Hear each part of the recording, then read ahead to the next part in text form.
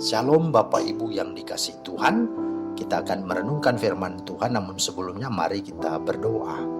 Bapa di sorga, di dalam nama Tuhan Yesus, kami bersyukur bahwa ada kesempatan lagi bagi kami hari ini untuk merenungkan firman-Mu.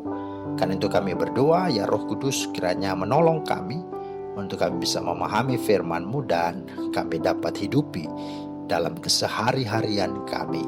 Dalam nama Tuhan Yesus kami berdoa. Amin. Firman Tuhan kita terambil dari Lukas 16 ayat 10. Beginilah firman Tuhan. Barang siapa setia dalam perkara-perkara kecil, ia setia juga dalam perkara-perkara besar. Dan barang siapa tidak benar dalam perkara-perkara kecil, ia tidak benar juga dalam perkara-perkara besar. Itulah firman Tuhan yang menjadi dasar perenungan kita hari ini. Bapak Ibu yang dikasihi Tuhan, tema kita adalah belajarlah dari hal-hal kecil. Belajarlah dari hal-hal kecil.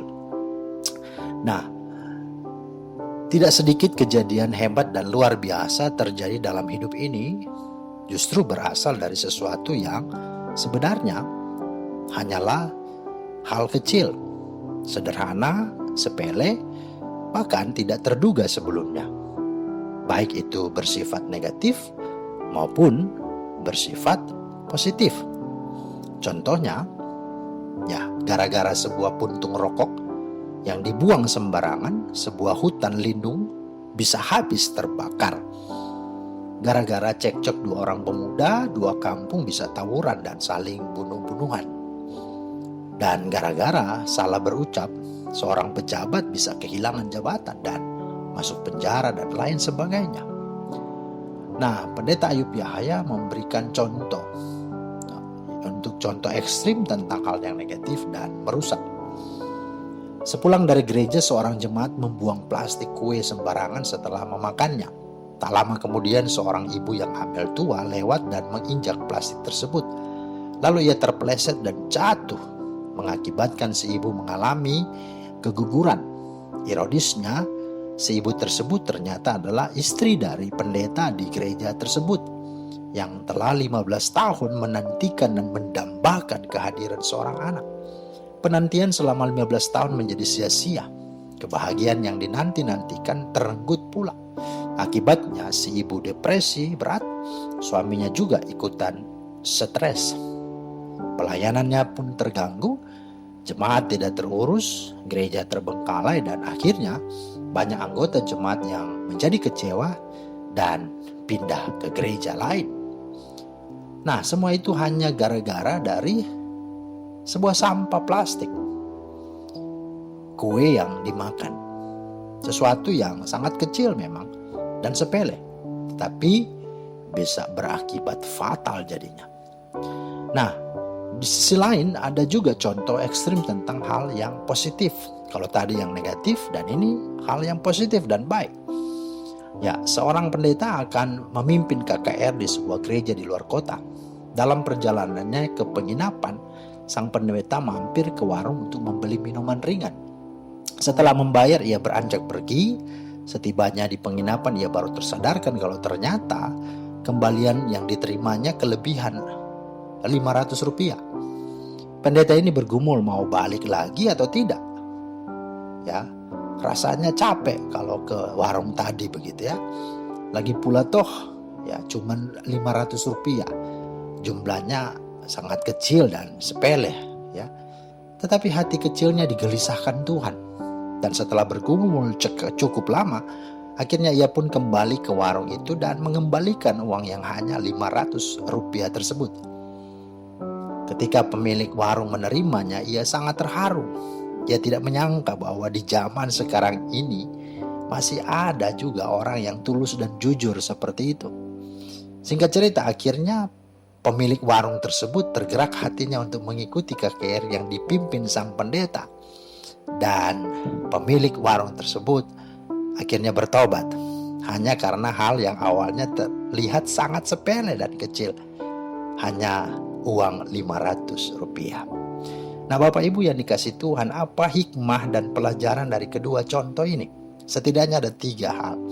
Yang pertama, bahwa berhati-hatilah dengan perilaku buruk sesepele atau sekecil apapun itu, bahkan tampak itu hal yang remeh-temeh.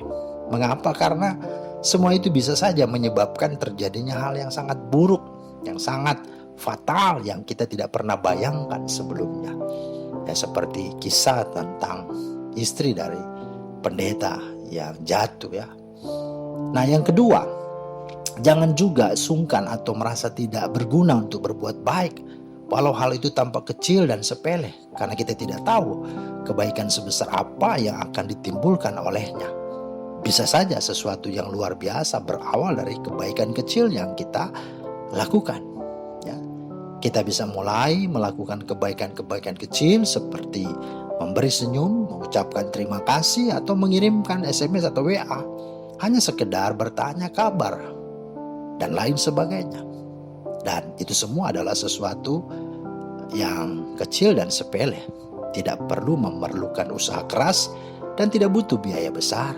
Tapi bisa jadi justru dari situlah kelak hal-hal besar bisa terjadi.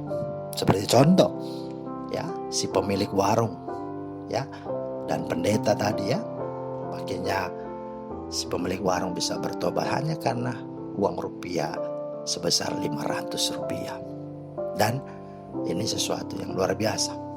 Nah, hal yang ketiga, sebagaimana bacaan firman Tuhan hari ini, dalam Lukas 16 ayat 10 berkata, barang siapa setia dalam perkara-perkara kecil, ia setia juga dalam perkara-perkara besar.